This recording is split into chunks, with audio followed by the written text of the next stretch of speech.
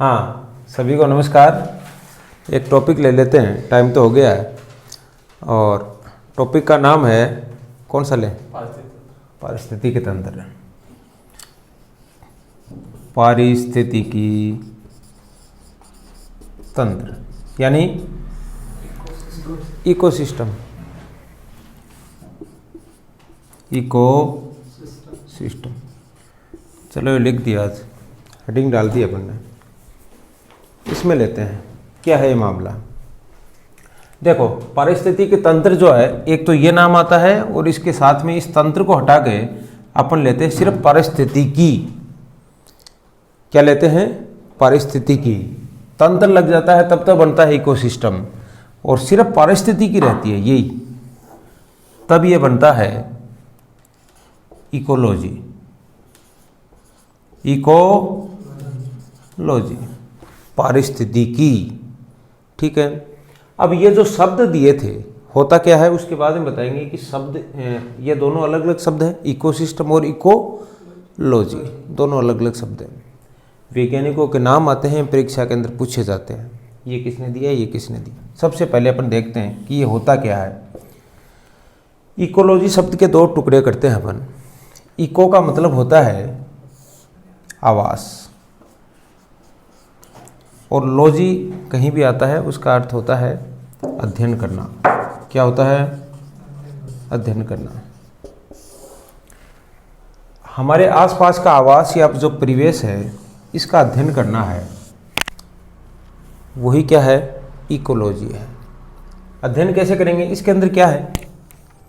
दो प्रकार की चीजें होती हैं, जीव और पेड़ पौधे। ये तो क्या है? ये तो है सजीव। ये तो क्या है? सजीव। मान लीजिए ये क्या है? ये अपने कालंद्री वाला जंगल है। इस जंगल में क्या क्या है? जीव जंतु और पेड़ पौधे हैं, वो तो ठीक है। इसके अलावा और क्या है? यहाँ का वायुमंडल भी है, आसपास का अपने तालाब भी है, हैं? यहाँ की जो अपन बात करें, यानी जल है, वायु है, यहाँ की मिट्टी है, अपने यहाँ का टेम्परेचर कितना है, अपने यहाँ के पहाड़ कितने हैं, पर्वत कितने हैं, यानी कौन कौन सी चीज़ें आ गई। कुछ चीज़ें ऐसी आ गई जो कि निर्जीव है, और कुछ चीज़ें कैसी आ गई जो सजीव है। है कि नहीं? यही यानी कि पारिस्थितिकी तंत्र, पारिस्थितिकी में किसका अध्ययन किया जाता है? यानी सजीव और निर्जीवों का जो आपस में जो संबंध होता है, या अपन यूँ कहे जीव जंतुओं का उस पर्यावरण के साथ में कैसा संबंध है, उसका अध्ययन करना ही क्या कहलाता है? इकोलॉजी कहलाता है, पारिस्थितिकी कहलाता है। किसने नाम दिया ये इकोलॉजी शब्द? किसने दिया? ये बड़ा इंपॉर्टेंट है, ये परीक्षा में आता है। ये देने वाला था वैज्ञानिक हेकल। कौन था? हेकल। हेकल नाम के वैज्ञानिक ने ये नाम दिया था। कौन सा? इकोलॉजी। बात करते हैं इकोसिस्टम की। ये परीक्षा के अंदर प्रश्न आता है, आया है कई बार। इकोसिस्टम शब्द किसने दिया? पारिस्थितिकी तंत्र। ये थी टेंसले। कौन थे? बस, कौन थे? टेंसले। टेंसले ने क्या दिया? इकोसिस्टम। इकोलॉजी शब्द किसने दिया? हेकल नामक वैज्ञानिक ने दिया। ठीक है, अब आगे बढ़ते हैं। होता क्या है पारिस्थितिकी, इसके बारे में अपन देखेंगे। इसके अंदर थोड़ी स्याही डाल दे भैया, और इसको पॉज कर देना एक बार। चलो ठीक है, पेन में स्याही डाल दी, और इसके बाद में आप आगे बढ़ते हैं। अब करते हैं पुनः है इकोलॉजी को स्टार्ट, पारिस्थितिक तंत्र को स्टार्ट करते हैं। अभी अपन ने बात की थी पारिस्थितिक। इकोलॉजी का मतलब क्या आया? आपस में अध्ययन कर रहे हैं अपन किसका? कुछ सजीव चीज़ें हैं, उनका निर्जीव जो पर्यावरण है उसके साथ में क्या संबंध है, उसके साथ में अपन क्या कर रहे हैं? अध्ययन कर रहे हैं। इनका आपस में संबंध का अध्ययन कर रहे हैं। कैसे होगा? देखो, सजीव चीज़ें क्या हुआ है? आपने कहा कि सर ये हमारे कालंद्री वाला एक क्या है? जंगल है। इस जंगल के अंदर सजीव क्या है और निर्जीव क्या है? देखो, सजीव तीन प्रकार के होंगे आपके पास में। उत्पादक, यानी जंगल है, इसका मतलब उत्पादक का मतलब क्या है? पेड़ पौधे हैं आपके पास में। और बताओ क्या है? पेड़ पौधों को खाने वाले जानवर मिलेंगे आपको जंगल में? जीव जंतु। ऐसे थोड़ी शेर इनको खाएगा कि पेड़ पौधों को? नहीं खाएगा। यानी ऐसे जीव आपको मिलेंगे जो क्या होंगे, जो सिर्फ पेड़ पौधों को खाएंगे। खाते ही नहीं खाते, जंगल में बहुत सारे घूमते रहते हैं, है ना, गाय भैंस वगैरह। ठीक है, फिर गाय भैंस को भी खाने वाले कुछ हैं, मिलेंगे, जंगली जानवर मिलेंगे, यानी मांसाहारी भी मिलते हैं। कुल मिलाकर के मतलब क्या है, दूसरे प्रकार के जीव क्यों मिलेंगे, जो या तो पेड़ पौधों को खाएंगे या फिर पेड़ पौधों को खाने वाले जो जीव हैं उनको खाएंगे। सीधी सी बात, दो प्रकार के जीव आपको मिलेंगे। यानी जो पेड़ पौधों को खाएंगे वो क्या है, शाकाहारी, और उनको जो खाएगा वो क्या है, मांसाहारी। दो प्रकार के आपको जीव मिलेंगे। उनको बोलते हैं अपन उपभोक्ता। क्या बोलते हैं? जो उपभोग करेगा। किसका करेगा? इनका करेगा, पेड़ पौधों का। या तो प्रत्यक्ष रूप से करेगा, सीधा डायरेक्ट खा लिया कि लोग गाय भैंस सब उन्होंने खा लिया, या फिर क्या करेगा, जिन्होंने पेड़ पौधों को खाया उसको खाएगा। ठीक है। और तीसरे प्रकार का आपको जीव मिलेंगे, वो मिलेंगे कि सारे उपभोक्ता जब मर गए, मान लीजिए गाय मर गई, भैंस मर गया, या फिर चूहा मर गया, कोई भी जीव मर गया, उसका कोई कहीं ना कहीं अपघटन होगा, कोई नष्ट होगा। कब होगा? मृत्यु के बाद में कुछ ना कुछ ऐसे सूक्ष्म जीव होते हैं जो क्या करते हैं, उनका अपघटन कर देते हैं। उन जो मिट्टी के अंदर पाए जाते हैं, कई बार देखा आपने, आप जाते हो सड़क के ऊपर, गोबर पड़ा होता है, ये पड़ा है वो, फिर कल क्या होगा, परसों क्या होगा, सोचा? कहीं ना कहीं आपको मिट्टी खाद यूँ मिल, वो गोबर इतना थोड़ी मिलता है, कहाँ गया वो? यानी कुछ सूक्ष्म जीव अपनी पृथ्वी के अंदर है जो क्या कर रहे हैं, इसका अपघटन कर रहे हैं, नष्ट कर रहे हैं। कोई गाय भैंस वगैरह कोई जानवर मर गया, थोड़े दिन बाद में आप देखोगे वहाँ सिर्फ और सिर्फ हड्डियाँ अवशेष के रूप में बचती है, बाकी कहाँ गया?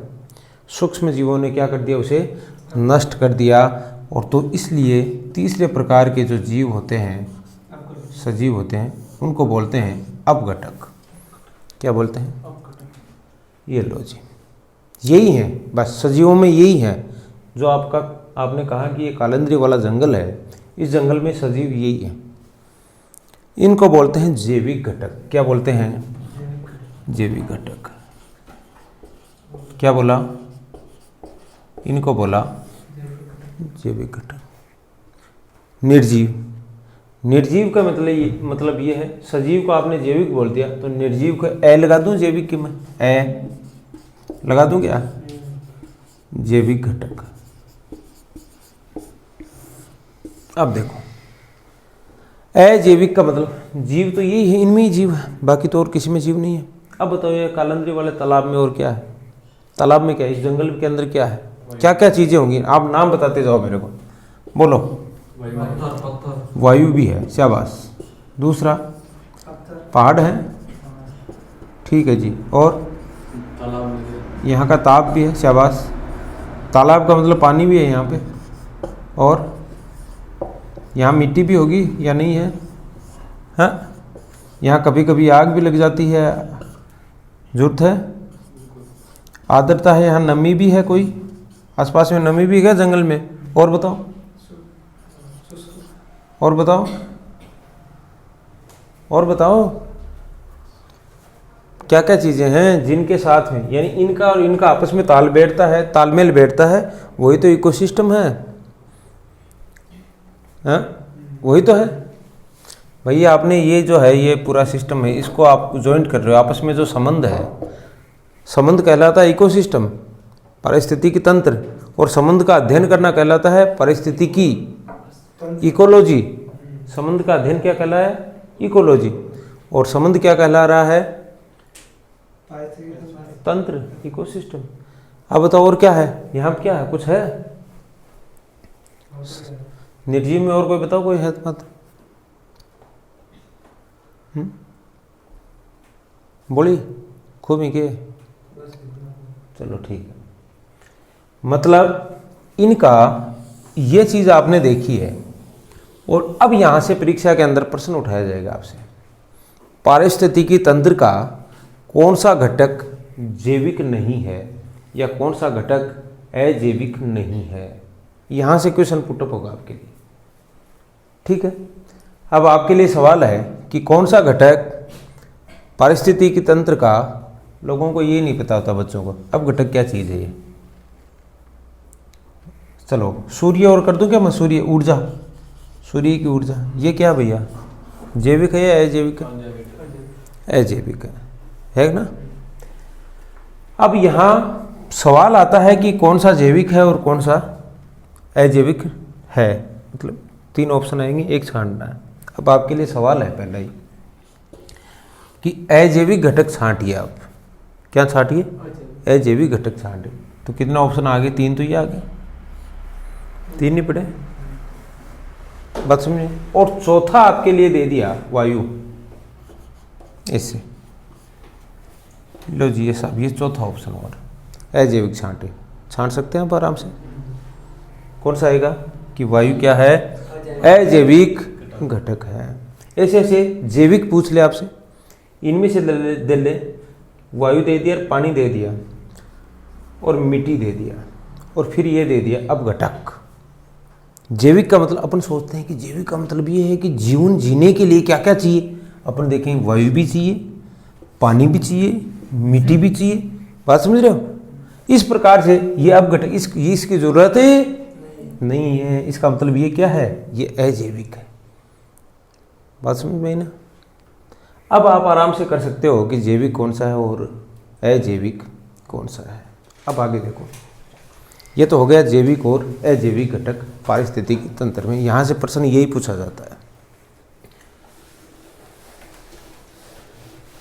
अब बात करते हैं अपन इन जैविक घटकों की, ये क्या चीजें हैं, अलग अलग तरीके से देखो। उत्पादक क्या चीज होती है, उपभोक्ता क्या होता है, अब घटक क्या होता है। इससे ही बनती है खाद्य श्रृंखला। क्या बनती है, खाद्य श्रृंखला। देखो जैविक घटक में सबसे पहले आपने क्या लिया, उत्पादक। क्या लिया, उत्पादक। दुनिया के अंदर उत्पादक का मतलब होता है पैदा करने वाले, उत्पन्न करने वाले, वही क्या होते हैं, उत्पादक। और वो क्या होते हैं, पेड़ पौधे। ये क्या करते हैं, उत्पन्न करते हैं। अब क्या करते हैं, उत्पन्न क्या करते हैं, ऊर्जा। Very good. यानी कि उत्पन्न सिर्फ और सिर्फ दुनिया के अंदर, एक चीज याद रखना, कई बार सामान्य परीक्षा में प्रश्न आता है कि दुनिया में ऊर्जा का सबसे बड़ा स्रोत क्या है। क्या है ऊर्जा का सबसे बड़ा स्रोत, क्या है, कहाँ से मिलती है ऊर्जा अपने को, ऊर्जा एनर्जी सबसे ज्यादा कहाँ से मिलती है, किससे मिलती है, नहीं शाबाश, सूर्य से। यही है, उसमें ऑप्शन आएंगे सवाल में, क्या आएंगे, ऑप्शन आएंगे। पेड़ पौधों से मिलती है, सूर्य से मिलती है, ये मिलती है ऐसे। कहाँ से, दुनिया का सबसे बड़ा स्रोत क्या है ऊर्जा का, ये रहा सूर्य।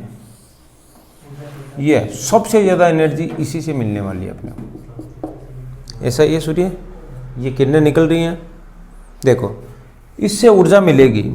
अब क्या है, इस धरती के ऊपर अपन बहुत सारे जीव हैं। ये अपनी पृथ्वी है, पृथ्वी को ऐसा नहीं बनाना, पृथ्वी कैसी है अपनी, ये अंडाकार, अंडाकार, अंडा बना दें। ये अपनी क्या है, पृथ्वी। और इस पृथ्वी पर अपने जैसे बहुत सारे जीव हैं, है ना, अलग अलग प्रकार के जीव। जीने के लिए क्या चाहिए, ऊर्जा चाहिए। और वो ऊर्जा सबसे ज़्यादा प्रमुख स्रोत क्या है ऊर्जा का, सूर्य है। अब मेरे को भी ऊर्जा चाहिए, आपको भी ऊर्जा चाहिए, अपने सबको ऊर्जा ही ऊर्जा चाहिए। कितनी ऊर्जा अपन ले सकते हैं उतनी। अब अपने में यदि कोई ऐसा पावर होता तो अपन क्या करते कि बाहर जाते, धूप के अंदर सूर्य आ ही रहा है और उसको खा लेते, उसको ले लेते और ऊर्जा अपने को मिल जाती। लेकिन जीव जंतुओं की बॉडी के अंदर ऐसा कोई सिस्टम बना ही नहीं, ऐसी कोई संरचना बनी नहीं कि सूर्य की ऊर्जा को अपन डायरेक्ट खा सके। बात समझ में आई, सूर्य की ऊर्जा को खा सकते हैं क्या अपन, नहीं खा सकते। हनुमान जी खाइए, हाँ पूरे कोई क्या समझ गए, आम, और आम क्या होता है? फलों का। आम क्या होता है? ठीक है। तो आप अपन भी खा सकते हैं? नहीं खा सकते, या खा सकते हैं? हाँ, आम तो आम ही खा सकते हैं अपन सूर्य को, इसीलिए आप हनुमान जी नहीं है अपन।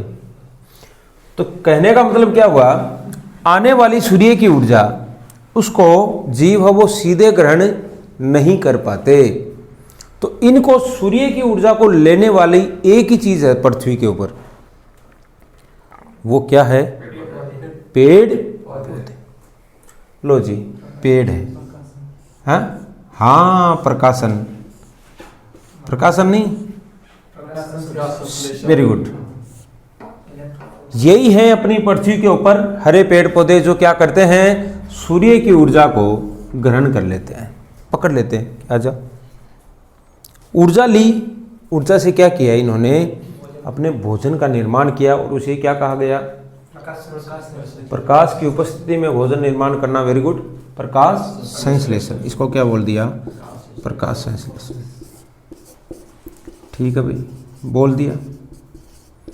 कहने का मतलब था जो ऊर्जा सूर्य की पृथ्वी तक पहुंची है उसका कुछ पार्ट कहाँ तक पहुंच गया? हरे पेड़ पौधों तक पहुंच गया, जिन्होंने खुद का भोजन का निर्माण कर लिया। अब ये इतने सारे जीव पृथ्वी के ऊपर, कोई कीड़ा है, कोई बिच्छू है, कोई सांप है, कोई शेर है, कोई आदमी है, मेंढक है, बिल्ली, चूहा, कबूतर, सब हैं। ये किसकी वेट में बैठे हैं? उन्हें भी क्या चाहिए? ऊर्जा चाहिए। कौन सी? और ऊर्जा का स्रोत क्या है? सूर्य। अब क्या करेंगे? अब इनके दिमाग में एक चीज आ गई कि भैया ऊर्जा तो आ गई है सूर्य वाली, लेकिन किसने पकड़ डाली? पेड़ पौधों ने ऊर्जा ले ली। अब दुनिया के सारे जीव किसके पीछे भागेंगे? इनको खाओ, क्योंकि इनके अंदर ऊर्जा है, सूर्य वाली ऊर्जा इन्हीं के अंदर है। सारे जीव भागेंगे, दौड़ेंगे। अब आपने देखा होगा, अब डायरेक्ट बहुत सारे ऐसे जीव हैं जो सीधे सीधे जाकर के पेड़ पौधे या पेड़ पौधों से बने हुए प्रोडक्ट जो होते हैं उनको खाएंगे। कोई पत्ती खाए, अपन भी खाते हैं, कोई सब्जी के अंदर उसकी जड़ खा लेता है किसी को, है ना। कोई अपन सब्जी में पत्तियां खा लेते हैं, फल खाते हैं। ये पेड़ पौधों के प्रोडक्ट ही तो हैं। अपन क्या खाते हैं? पेड़ पौधों के अलावा कुछ खाते हैं क्या? नहीं खाते। जंतुओं का कुछ प्रोडक्ट है, जैसे दूध है, दही है, दूध वाला ये प्रोडक्ट। इनको, शहद को छोड़ करके क्या कोई ऐसा प्रोडक्ट है जिसको अपन खाते हैं? पेड़ पौधों के अलावा खाते हैं कहीं से? सारी की सारी चीज़ कहाँ से प्राप्त होगी? पेड़ पौधों से। अपन भी पेड़ पौधों के पीछे भाग रहे हैं। ऐसे ऐसे बहुत सारे जीव हैं, वो क्या करेंगे? किस पे डिपेंड होंगे? पेड़ पौधों। क्यों भाग रहे हैं? क्या लेने के लिए? ऊर्जा लेने के लिए। और जो ऊर्जा लेने के लिए पेड़ पौधों के पीछे भागेंगे उन्हें क्या कहेंगे? उपभोक्ता। क्या कहेंगे? उपभोक्ता। ठीक है जी। उपभोक्ता जो सीधा किसको खा रहा है? पेड़ को खा रहा है, पेड़ पौधों को खा रहा है, उत्पादक को खा रहा है। इसको जो खा रहा है उसे कहा जाएगा प्राथमिक उपभोक्ता। क्या कहा जाएगा? क्या कहा जाएगा? प्राथमिक। भाई सबसे पहले आके किसने ऊर्जा ली? ठीक है, मान लीजिए तूने ऊर्जा ले ली। अब मुझे पता चला कि ऊर्जा किसने ले ली? इसने। अब मैं इसके पीछे भागूंगा कि तूने ले ली, मेरे को भी दी। होगा कि नहीं होगा? तो ऐसी ही कंडीशन होती है। मान लीजिए कि हरे पेड़ पौधे ने ऊर्जा ली और उसको एक टीडा आके खा गया। कौन खा गया? टीडा आके खा गया। मेंढक भाग रहा है, मेंढक बेचारा पेड़ को खा नहीं सकता, मेंढक पेड़ को खा नहीं सकता। वो ऊर्जा के लिए मेंढक भाग के आया, यहाँ आया, लेकिन इसको खा नहीं सकता क्योंकि सिस्टम ऐसा बना हुआ। तो अब वो कहाँ भागेगा? टीडे के पास में, जिस टीडे ने इस ऊर्जा को ले लिया है। बात समझ में आई? यानी कि जो प्राथमिक उपभोक्ता हैं, जिन्होंने जो ऊर्जा ले ली है, उनको खाने के लिए आएंगे। सीधे वो खा नहीं सकते पेड़ों को, उनको वो भी क्या रहेंगे? उनको भी क्या बोला जाएगा? उपभोक्ता। क्या बोला जाएगा? लेकिन वो क्या रहेंगे? द्वितीयक उपभोक्ता। वो क्या रहेंगे? द्वितीयक उपभोक्ता। अब चलो जी, मेंढक बड़ा मगन हो गया है, उसने खा लिया है किसको, मान लीजिए है एग्जाम्पल और दे रहा हूं, यहां तो हो गए पेड़ पौधे। प्राथमिक में आपने क्या बता दिया था, टिड्डा। टिड्डे को किसने खा डाला, मेंढक ने। अब मेंढक बड़ा मगन होकर के घूम रहा है, चल रहा है कि मैंने भी ऊर्जा प्राप्त कर ली है। इधर से एक सांप घूमता हुआ आया, सांप आ रहा है, वो न तो टिड्डे को खा सकता कि यार मेरे इसकी वैसी बात नहीं है, इतनी ऊर्जा नहीं मिलती इससे कि मेरा पेट भर जाए। मुश्किल में कई बार परिस्थिति बन जाएगी तो रगड़ देगा इसको भी, है ना। लेकिन उसे ये मिला, सीधा आके पेड़ को नहीं खा सकता सांप, उसे भी क्या चाहिए, ऊर्जा चाहिए। पेड़ को खा नहीं सकता, टिड्डे को खा नहीं सकता, किसको खाएगा, मेंढक को। जब खाएगा तभी तो उसके अंदर कुछ जाएगा, मसाला अंदर, ऊर्जा जाएगी कि नहीं जाएगी, सीधा सूर्य को वो निगल नहीं सकता। इसका मतलब जो मेंढक को खा रहा है, और मेंढक क्या है, कौन सा उपभोक्ता है, यानी इसको भी खा रहा है, इसका भी उपभोग करेगा, तो यानी इसका मतलब वो भी क्या होने वाला है, उपभोक्ता। और वो उपभोक्ता क्या होगा, तृतीयक उपभोक्ता होगा। ऐसे ऐसे एक स्कीम चलेगी आगे, किसकी चल रही है, पूरा का पूरा सिस्टम, वो उसके पीछे, वो उसके पीछे, खाने के लिए, किसके लिए चल रहे हैं, ऊर्जा के लिए। सिर्फ और क्या चाहिए उनको, ऊर्जा चाहिए। इसी प्रकार से तृतीय उपभोक्ता आपने बताया सर्प। सर्प को भी कोई खाता है, बाज ले लेते हैं अपन, क्या ले लेते हैं, बाज को एक सर्प चलता हुआ दिखता है, उसे पता चल रहा है कि यार ये भी ऊर्जा लेके आया है, मेंढक वाली ऊर्जा इसने ले ली है, और बाज ऊपर से झपटेगा और सर्प को उठा करके ले जाएगा। तो वो क्या होगा, वो भी क्या बने गया, उपभोक्ता। और वो कौन सा बन गया भैया, चतुर्थ उपभोक्ता बन गया। अब कौन बना, बाज। अब क्या होगा कि ये बाज कभी ना कभी मरेगा बुढ़ा। अब कोई बाज में कोई हिम्मत नहीं है कि यार कोई दूसरा इसको खा ले, यार खूब सारी ऊर्जा है, वो लेके चला गया, कोई और ही बीच में अपन कहीं मार लेंगे। अब बाज है, बाज की अब मृत्यु होगी, मरेगा। जब बाज मरेगा, यानी बाज जब जैसे ही मृत्यु होती है बाज की, बॉडी पड़ गई जमीन के ऊपर, और जमीन के अंदर अभी अपने थोड़ी देर पहले बात की थी, क्या होते हैं, सूक्ष्म जीव होते हैं, उन्हें क्या कहते हैं, अपघटक। क्या बोला, शाबाश। उपभोक्ता का खेल खत्म, अब घटक का खेल चालू। जो धरती के ऊपर है उसको जाना है, इसलिए इस बॉडी के ऊपर ज़्यादा वो नहीं करने की जरूरत नहीं है। अब घटक ने क्या किया, उसकी बॉडी को नष्ट कर दिया, और जो मिट्टी के अंदर पैदा हुआ वो मिट्टी में ही मिल गया। क्या निकल जाएगी, ऊर्जा। क्या निकल गई, हवा। किसकी, कोई टायर थोड़ी है, अरे कोई टायर थोड़ी, ऊर्जा। कहाँ है यार तू वास्तव में ऐसा लग रहा है कि पंचर वाली दुकान खोलने वाले बात ही हमेशा ऐसी करते। दुकान नहीं खोलना कभी भी, पंचर निकालने आती है, मुझे पता है। ठीक है, आगे चलते। क्या निकल गई इससे, ऊर्जा।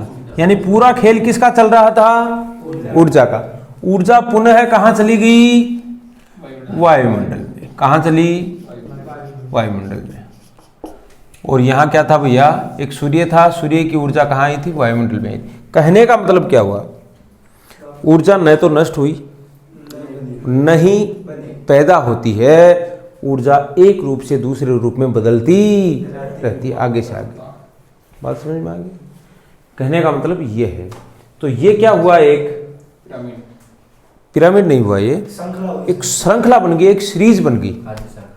अरे एक लाडू में लेके आऊं, एक लाडू तेरे को दिया, तूने आगे दिया, थोड़ा तूने खाया, थोड़ा इसको दिया, ये क्या करेगी, ये भी थोड़ा खाएगी। और अब ये बताओ मेरे को, एक लाडू अपन बांट रहे हैं किसी को खाद्य श्रृंखला में, लाडू का मतलब ऊर्जा है, ऊर्जा अपन दे रहे हैं।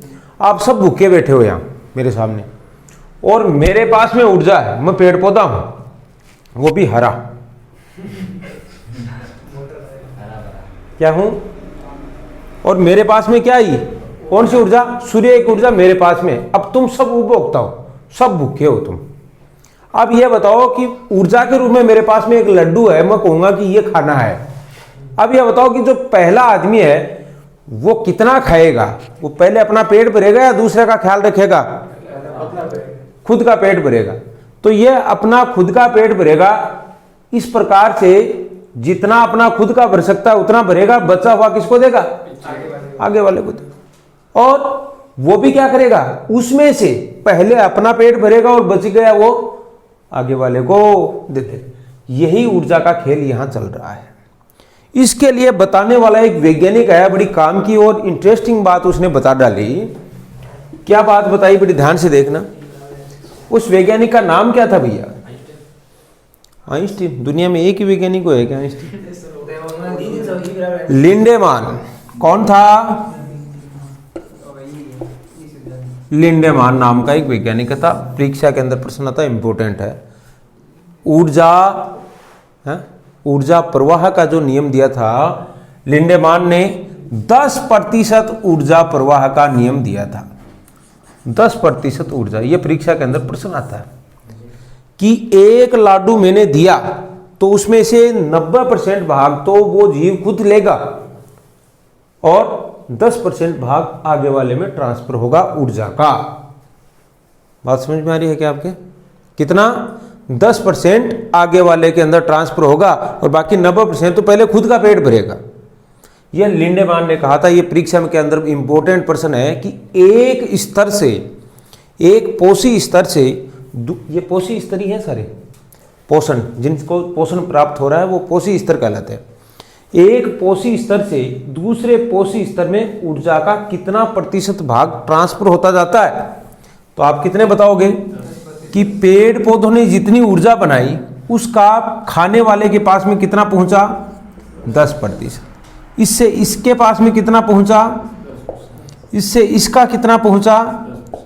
इससे इसके पास में 10%। कहने का मतलब, मान लीजिए एक पेड़ पौधा है, उसके पास में 1000 किलो कैलोरी ऊर्जा है, तो इसके बाद में दूसरे के पास में कितनी पहुंची? इसकी 10%, 100 किलो कैलोरी। इसको जिसने खाया यानी इसके पास में पहुंच गई, टिड्डे के पास में 100 कैलोरी ऊर्जा है। 100 का 10%। इसके पास बाद में कितनी पहुंची? 10 किलो कैलोरी ऊर्जा। उसके बाद यानी किसके पास पहुंची? मेंढक के पास में 10। बाकी किसने चबा ली? 90 किसने ले ली? खुद ने, टिड्डे ने ले ली खुद के लिए, बाकी इसको दे दी। मेंढक ने कितनी दी? 1 किलो कैलोरी। किसको दे दी? सांप को दे दी। और सांप ने इस चौथे वाले उपभोक्ता बाज को कितनी दी? 0.1 किलो कैलोरी ऊर्जा दे दी है। यानी जो 1000 किलो कैलोरी ऊर्जा थी, 1000 किलो कैलोरी ऊर्जा थी, अंत में कितनी पहुंच गई? 0.1 किलो कैलोरी ऊर्जा पहुंच गई। इसका मतलब ऊर्जा धीरे धीरे धीरे धीरे खपत होती जा रही है बीच में, और अंत में पहुंचने वाला एक ऐसी कंडीशन आती है, जैसे बाज आता है, जैसे शेर आता है, उस तक पहुंचते पहुंचते ऊर्जा का लेवल क्या हो जाता है? अब इसको भी खाएगा तो और 0.01, इसको कोई खाएगा तो उसके पास में 0.01 ऊर्जा पहुंचेगी। अब ये बताओ, इसको कोई खा रहा है, शेर आया लास्ट में, चलो शेर है, बड़ा जंगल का राजा है, शिकार कर सकता है, कोई बड़ी भारी बात नहीं है, ये इस बाज को मार तो लेगा, लेकिन क्या उसको ये ऊर्जा मिल पाएगी? ऊर्जा का कितना भाग मिलेगा उसको? 0.01 मिलेगा। इसका भी 10%, इसका भी 10% मिलेगा, 0.01 मिलने वाला है। इसलिए शेर क्या करेगा यार, इसका क्या मतलब है मुझे? तो शेर डायरेक्ट किसी पे अटैक करेगा, उस पे करेगा जो क्या कर रहा था, डायरेक्ट पेड़ पौधों से ऊर्जा ले रहा था। अरे जो जो लड्डू खा रहा है उसी को पकड़ेगा वो। तभी आपको पता है कि जो जितने भी मांसाहारी शिकारी होते हैं, टिड्डी का मतलब टिड्डा नहीं, टिड्डे का मतलब ये है कि जो सीधा किसको खा रहा है? पेड़ पौधों खा रहा है। इसीलिए मांसाहारी जो प्राणी होते हैं उनका सीधा जो पहली पसंद होती है वो क्या होती है? जो शाकाहारी प्राणी होते हैं। हिरण को आपने देखा होगा शिकार करते हुए, शेर हिरण के पीछे ज्यादा भागता है, खरगोश के पीछे भागते हैं कुत्ता वगैरह, कुत्ते भी भागते हैं, शेर भी भागते हैं नहीं भागते, यानी कि गाय भैंस के ऊपर अटैक करते हैं, ताकि जो वो क्या है, वो प्राथमिक उपभोक्ता है, वो उनके पास में ऊर्जा क्या होती है, ऊर्जा का लेवल ज़्यादा होता है। इसको खा के बेचारा शेर क्या करेगा, एक बाज को मार करके, यानी यहाँ उस आते आते ऊर्जा का लेवल धीरे धीरे क्या हो जाता है, बहुत कम हो जाता है। इसीलिए ऐसे जो जिसको अपन कहें कि उच्चतम जो होता है ना उपभोक्ता, उच्चतम शीर्ष उपभोक्ता बोलते हैं कि लास्ट में उसको कोई खाने वाला नहीं, कहते शेर है, शेर को कोई नहीं खाएगा, यानी शेर के पास में आते आते ऊर्जा का लेवल बहुत क्या हो जाता है, कम हो जाता है, उसको खाने की हिम्मत नहीं है किसी की, यार कौन खाएगा। क्यों? क्योंकि यही वो जो ऊर्जा का स्तर है धीरे धीरे धीरे धीरे क्या हो जाता है, कम हो जाता है। लोग मांस तो खाते हैं, अरे खरगोशकार ये दूसरे जीवों का ही क्यों खाते, शेर का क्यों नहीं खाते मांस? क्योंकि ऊर्जा का लेवल धीरे धीरे क्या हो जाता है, कम हो जाता है। वो जीव जो जिसने सीधे ऊर्जा ग्रहण की है पेड़ पौधों से, उसी जीव को खाना पसंद करते हैं। कौन? जो मांसाहारी जीव होते हैं वो, क्योंकि उसके अंदर ऊर्जा का जो लेवल है वो अधिकतम होता है। धीरे धीरे धीरे धीरे लास्ट में लड्डू की एक बूंदी बन जाती है छोटी सी, उसको कौन खाएगा? वो तो उसके पास में भागेगा ना जिसके पास में बड़ा लड्डू पड़ा है। क्लियर है बात? ये होता है आपका ऊर्जा का स्थानांतरण। बात समझ में आ गई? और इसी को बोलते हैं, एक ये श्रृंखला बन गई, सीरीज बन गई। इसको क्या बोला? खाद्य, खाने के लिए बन रहे, ये इसको खाया, इसने इसको खाया, इसको क्या बोल दिया? खाद्य श्रृंखला। और खाद्य श्रृंखला से आपको पता है खाद्य जाल भी बन जाता है। कई बार एक ही जीव को खाने वाले बहुत सारे आ जाते हैं। जैसे जाल कैसे बना? एक शाखा पेड़ पौधे हैं, ये तो उत्पादक, ये तो रहेंगे। प्राथमिक उपभोक्ता कई प्रकार के हो गए, जैसे बिल्ली भी हो, ये अपने क्या नाम है अपना, खरगोश हो गया, हिरण हो गया, है ना, बकरी होगी, गाय होगी, बहुत सारे जीव हैं। अब इनको खाने वाले अलग अलग प्रकार के जीव आ जाते हैं। कई बार क्या होता है शेर डायरेक्ट इसको भी खा लेता है। अपन जरूरी थोड़ी है कि ये डायरेक्ट आके टीडा है इसको मेंढक खाएगा, यही क्रम चलता रहेगा। बात समझ में आ रही है? यानी कि क्रम चेंज भी हो सकता है, दूसरा जीव भी आके अटैक कर सकता है, दूसरा जीव भी आकर के इन पे अटैक कर सकता है। इसका मतलब ये है कि जब कई प्रकार की खाद्य श्रृंखलाएं आपस में क्या हो जाती हैं, मिल जाती हैं, और मिलने के बाद में क्या बनता है? खाद्य जाल बनता है। इससे कोई ज़्यादा प्रश्न आता नहीं है। ऊर्जा वाला आपके समझ में आ गया? किसने दिया था? लिंडवान ने। कितने % ऊर्जा का स्थानांतरण होता है?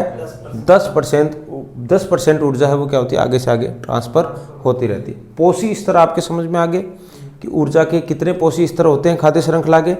3 प्रकार के होते हैं। कितने प्रकार के? 3 पोषी स्तर होते हैं। उत्पादक, उपभोक्ता और अपघटक, 3 ही प्रकार के होते हैं। अब उत्पादक को अपन कितने भागों में बांट रहे हैं? 4 भागों में बांट सकते हैं, अधिकतम चतुर्थ तक बांट सकते हैं उत्पादक को। हाँ, अधिकतम कितना है? चतुर्थ उपभोक्ता तक अपन बांट सकते हैं। अब आगे बात करते हैं अपन पिरामिड। क्या बात करें? कर लें क्या वास्तव में? सही में कर लें क्या? इसी का है, चलो कर लेते हैं। तो किसकी बात करें अपन? पिरामिड। अब पिरामिड क्या होते हैं? पिरामिड देखें आपने 26 जनवरी 15 अगस्त पे बहुत सारा छोरा खड़े हो जाए, नीचे 10 तो नीचे ही, ऊपर 8 आ जाए, फिर 5 आ जाए, 2 आ जाए, एक जार मटकी फोड़े। देखे ऐसे? अरे मटकी कैसे फोड़ते हैं? उसी को बोलते हैं पिरामिड। ऐसे ऐसे गणतंत्र दिवस 15 अगस्त पे अपने क्या होता है, बच्चे ऐसे ऐसे आगे नीचे ज़्यादा है, फिर ऊपर कितने हुए? और कम और कम और कम और कम। एक लड़का ऊपर जाके सैल्यूट करता, जय हिंद करता, नहीं करता ऐसे? वो क्या हुआ? पिरामिड। पिरामिड कैसा बना हमेशा याद रखना। पहले तो ये भाई नीचे तो क्या होगा? ज़्यादा। पिरामिड की बात करते हैं तो पिरामिड हमेशा ऐसा होता है। बात समझ में? नीचे बहुत सारे होते हैं।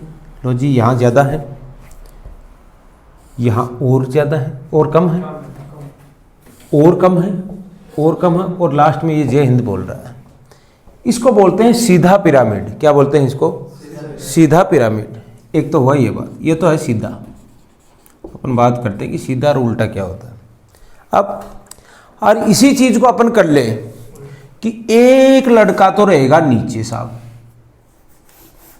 लो इसको अपन सॉरी उल्टा त्रिभुज। ऐसे कर दें इसको। एक तो रहे, इसका मतलब यहाँ खड़ा है एक, ये नीचे ही खड़ा हो गया, जय हिंद बोल रहा है। इसके ऊपर बढ़ गए 5 और खड़े हो गए, और इन 5 के ऊपर 10 खड़े हो गए। ऐसा कभी संभव है क्या? नहीं है। इसलिए इसको क्या बोला गया? उल्टा पिरामिड। क्या बोला गया? उल्टा पिरामिड। जब ऐसा कहीं आपको दिखे तो उसको बोलते हैं उल्टा पिरामिड। क्लियर है बात? उल्टा और सुल्टा तो समझ में आया कम से कम आपके। सीधा कैसा होता है? पिरामिड नाम आते ही सीधा कैसा होगा? जैसा त्रिभुज होता है वैसा का वैसा, है ना। और पिरामिड नाम आते ही आपके 26 जनवरी 15 अगस्त में एक लास्ट बच्चा देख लेना। और पिरामिड नाम से आप ये भी सोच लेना कि जब अपन वो जो कृष्ण जी वाला होता है ना, क्या नाम है उसका, क्या बोलते हैं, जन्माष्टमी के ऊपर जो मटकी फोड़ता है वो एक ही होता है, और लास्ट में वो एक है यहाँ खड़ा है, वो फोड़ रहा है। इसका मतलब ये कैसा हुआ? सीधा पिरामिड। और ये कैसा हुआ? उल्टा पिरामिड। पिरामिड 3 प्रकार के होते हैं। एक तो होते हैं किस आधार पे? एक तो होते हैं जीवों की संख्या के आधार पर, संख्या के आधार पर। ठीक है भाई लक्ष्मण है, खास क्या टखोरा है। दूसरा होता है जैव भार के आधार पर। लो भैया ये आपके प्रश्न बन गया है। और तीसरा, हाँ कितने प्रकार के होते हैं, कौन सा नहीं है प्रकार? लो जी, तीसरा होता है ऊर्जा के आधार पर। ठीक है, चलो आपके इजी सा बना देता हूं, उपरोक्त सभी, है ना। प्रश्न आ गया, निम्न में से पिरामिड होते हैं संख्या के आधार पर बनते हैं, जैव भार के आधार पर बनते हैं, या ऊर्जा के आधार पर बनते हैं, या उपरोक्त सभी प्रकार के बनते हैं। तो आप क्या करोगे? उपरोक्त सभी प्रकार के पिरामिड बनते हैं। ऊर्जा के आधार पर कैसे पिरामिड बनेगा? अब देखना, ऊर्जा के आधार पर अभी थोड़ी देर पहले अपने चर्चा हो रही थी, ऊर्जा के आधार पर कैसा पिरामिड बनेगा। देखो ये क्या है? पेड़ पौधे है कि नहीं है? पेड़ पौधे हैं कि नहीं है? सबसे पेड़ पौधे ज्यादा होते हैं कि नहीं होते? ऊर्जा उनके पास में ज्यादा है कम है? सबसे ज्यादा किसी पास में है? पेड़ पौधे। उसके बाद में इनको किसने खाया? प्राथमिक। इसका मतलब इनके पास में थी, उससे कम हुई कि नहीं हुई इनके पास में ऊर्जा? लाडू कम हुआ कि नहीं हुआ? हुआ साहब। इनको खाने वाले कौन थे? इनको खाने वाले कौन थे? इनके पास में ऊर्जा और कम हुई कि नहीं हुई? इनको खाने वाले कौन थे? तृतीय उपभोक्ता। इनकी और ऊर्जा कम हुई कि नहीं हुई? हुई। और इनको अंत में खाने वाले कौन थे? चतुर्थ या शीर्ष उपभोक्ता। ऊर्जा कम हुई नहीं हुई? हुई। ये थे चतुर्थ उपभोक्ता। इस प्रकार से ऊर्जा कम हो रही। पिरामिड कैसा बना? सीधा। ये हो गया चौथे प्रकार का। यहां देखिए अगला कौन सा आ गया? चतुर्थ उपभोक्ता।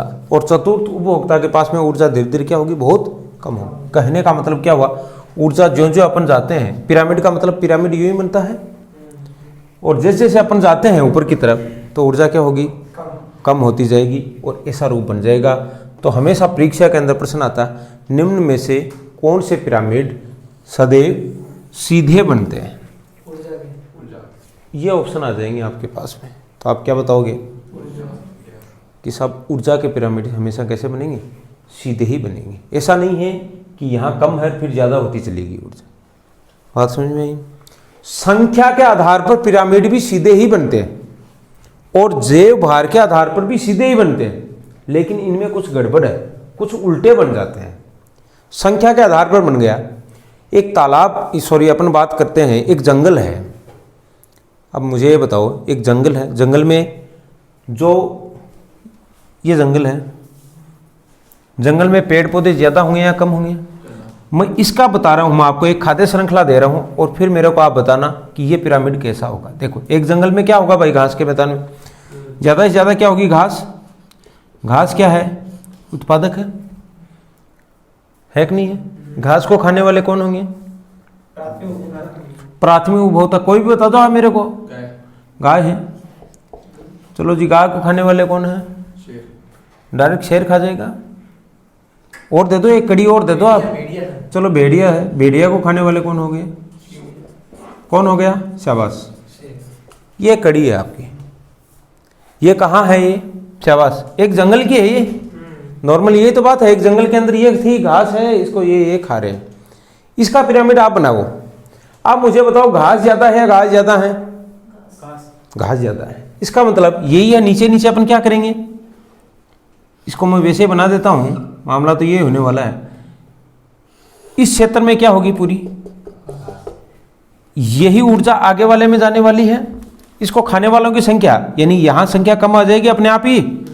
अरे ये जगह ज्यादा हरी है, ये जगह कम होगी, यानी इनकी बजाय गायों की संख्या क्या है? और गायों की बजाय संख्या किसकी कम है? भेड़ियों की संख्या कम है, यही तो है। और भेड़ियों की बजाय संख्या और किसकी कम है? ये एक जंगल का पिरामिड बना है। जंगल का पिरामिड भी कैसा बना? सीधा। किसके आधार पर बन रहा है ये? संख्या के आधार पर। पता है आपको कि ऐसे ऐसे सब संख्या कम होती जाती है। क्लियर है बात? जो जो आने वाला लास्ट में कौन? शेर। जंगल के अंदर एक आधा ही तो होता है शेर, है ना? ये संख्या के आधार पर हो गया। चलो और देखते हैं। संख्या के आधार पर एक ही आपके परीक्षा के अंदर सवाल आएगा, बाकी छोड़ दो आप। जैव भार के आधार पर भी क्या होता है? जैव भार में एक तालाब का जो होता है वो हमेशा उल्टा बनता है, बाकी जैव भार के आधार पर सारे सीधे बनते हैं। तालाब का बनता है उल्टा, भार की, बायोमास। चलो अभी इसी में एक बता देता हूं मैं। संख्या के आधार पर एक पिरामिड हमेशा उल्टा बनता है। गांठ बांध लो। कौन सा? देखो संख्या आधार पर कैसे बना। संख्या, एक पेड़ का पिरामिड कैसा बनता है? हमेशा कैसे? अब देखना, संख्या, बात संख्या की कर रहे हैं, तो पेड़ कितना है? एक। तो एक ये रहेगा या ये? नीचे वाला। भाई पेड़ तो यही है कि साहब ये एक वट वृक्ष है, अकेला पेड़ है, पेड़ अकेला। पेड़ के ऊपर कौन बैठे? पक्षी बैठे। ठीक है, पेड़ के ऊपर कौन बैठेंगे? पेड़ से तो ज्यादा हैंग नहीं हुए, संख्या में ज्यादा हुए। पक्षियों के ऊपर क्या बैठे? चलो इसको हटाओ ना, क्या करना है, ज्यादा क्या करना, तीन ही लाइन खींचते। पेड़ के ऊपर क्या बैठे? पक्षी। यानी पेड़ एक, पक्षी ज्यादा। और पक्षियों के भी कीड़े चिपके हुए होते हैं, हमको पता परजीवी होते हैं कि नहीं? अरे कुत्ता बिल्ली के आपने देखे हैं नहीं, वो काट उकाट के वो कीड़े नहीं लगे हुए होते हैं कि बॉडी के? ऐसे पक्षियों पर बैठेंगे कि नहीं बैठेंगे? दूसरे बैठेंगे कि नहीं बैठेंगे? तो उनके ऊपर बैठने वाले संख्या और क्या होगी? परजीवी। परजीवियों की संख्या क्या होगी? और भी ज्यादा। इस प्रकार से जो जो अपन जाते हैं पेड़ में, वैसे वैसे संख्या बढ़ती जाती है। इसलिए पेड़ का, अकेले पेड़ का पिरामिड सदैव कैसा बनता है? उल्टा बनता है। पूरे जंगल का, या फिर अपन बात करें मैदान का या घास के मैदान का, एक पिरामिड हमेशा कैसे बनते हैं? सीधे बनते हैं। बात समझ में आ गई? जैव भार की बात करते हैं, बायोमास। जैव भार, द्रव्यमान किसका ज्यादा है? यहां आप देख लीजिए किसका ज्यादा है।